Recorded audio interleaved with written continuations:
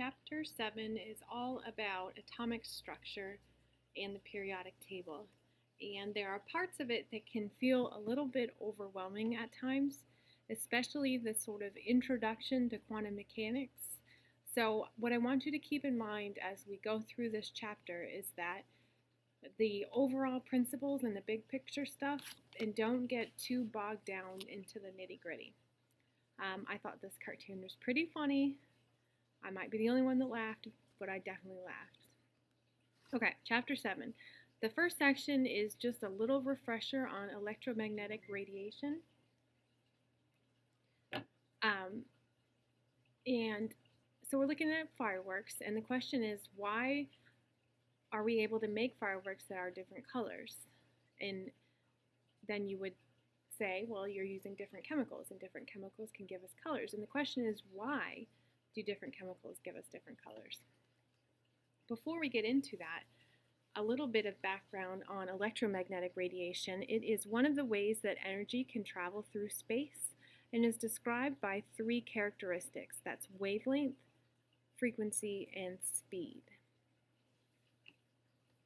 So we're looking over here, and you can see the red peaks have a big wavelength and a low frequency, as compared to the blue peaks down at the bottom, which have a high frequency and a small wavelength. A little bit more information about the characteristics. The specific definition of a wavelength, which is abbreviated using the symbol you see there, is the distance between two consecutive peaks or troughs in a wave. The frequency is the number of waves or cycles per second that pass a given point, and speed is going to be the speed of light. And that is 2.9979 times 10 to the 8 meters per second, but you can do 3 times 10 to the 8 meters per second. And the formula that you need to know is speed is going to be equal to the wavelength times the frequency. And one of the things that you should take away from this formula is that wavelength and frequency are inversely related. So if one goes up, the other has to go down, because the speed of light is not going to change. You can look a little bit closer into electromagnetic radiation, and this should be somewhat familiar to you. So you have a spectrum of different types of electromagnetic radiation depending upon the wavelength. So you can have things that have a really large wavelength, like radio waves, or things that have a really small wavelength, like gamma rays. Radio waves are less energy than gamma rays. And within the electromagnetic spectrum is the visible spectrum that we're a little bit more familiar with. One of the things that I just want to note now, and I will refer back to later, is just to see that the red visible wavelength has a lower energy than the blue. Okay. Now, this part and the next section, which I'm all going to do in this one chunk, is the part where I don't want you to get too bogged down in the details. So we're going to start by talking about the Bohr model. And the Bohr model was an important experiment that studied the emission of light by excited hydrogen atoms. And the way that you can do that is you can take a sample of hydrogen gas, and you can apply a high energy spark to that gas, and then those hydrogen molecules will absorb the energy, and some of the bonds between hydrogens are broken. And when that happens, there is an emission of light. So the resulting hydrogen atoms that were bonded together and are now broken have become excited. And that means that they have more energy than they used to. And that energy needs to be released somehow, and that is released through the emission of light at various wavelengths.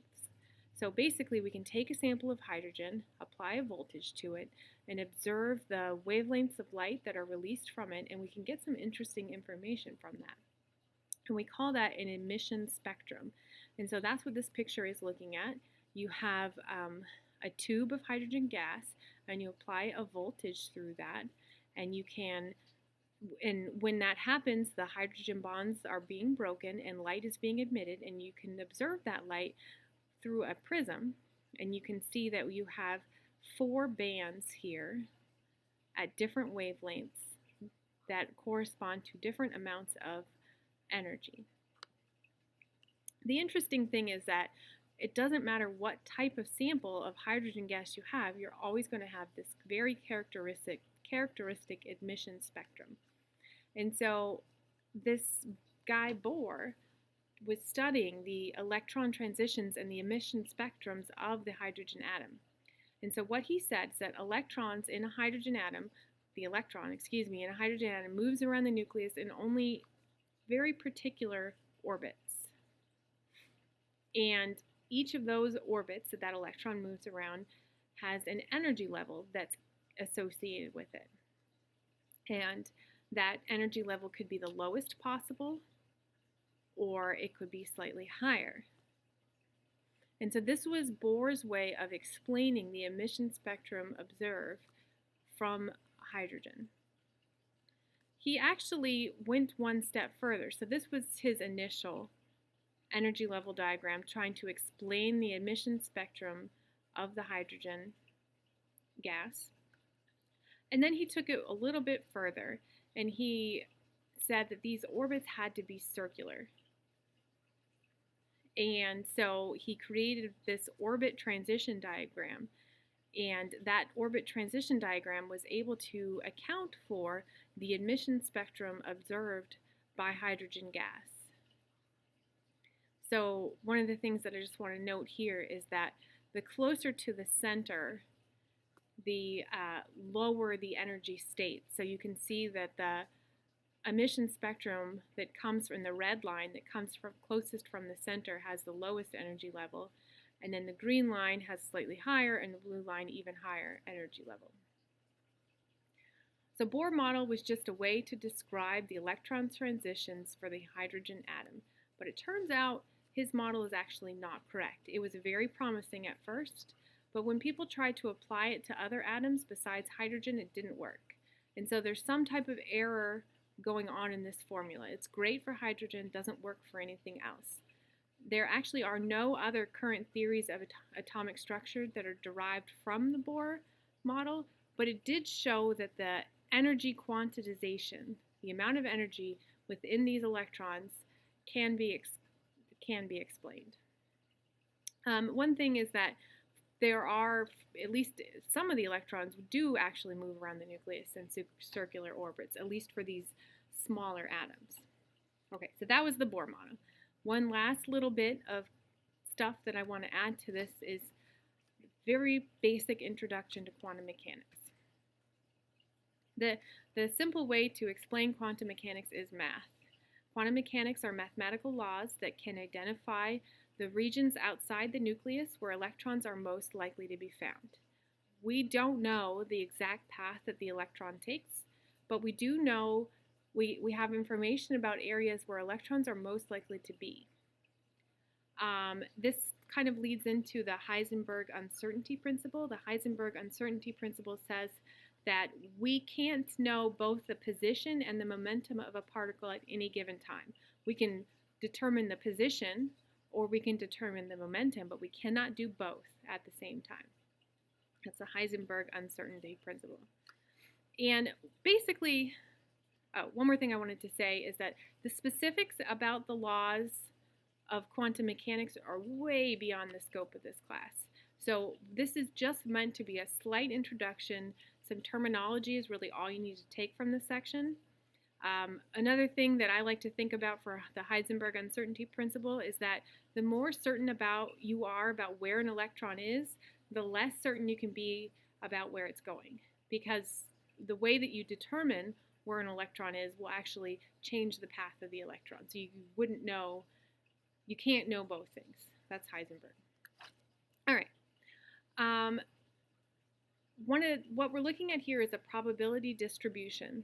And the intensity of the color and that's this A picture with the blue circle thing. The intensity of the color is used to indicate the probability that the electron is going to be found near that part in a given space. And so we're looking at the probability distribution for the 1s wave function. So that would be like a hydrogen electron. And you can see that it's pretty much a circular distribution. We can actually look at it a little closer, and you can see that they're in the smaller 1s size, they're most likely to be found closer to the nucleus in a circular fashion. The actual orbital size is actually pretty difficult to define precisely. We do know that it's a wave function, and it's a three-dimensional. What we can create from those wave function is a three-dimensional density map. All I want you to get from this is that the quantum mechanics model tries to describe where an electron is most likely to be found in space, and we're talking about probability here. So you can have some information about where an electron most likely is, but you can never say exactly where it will be. And that's it from that.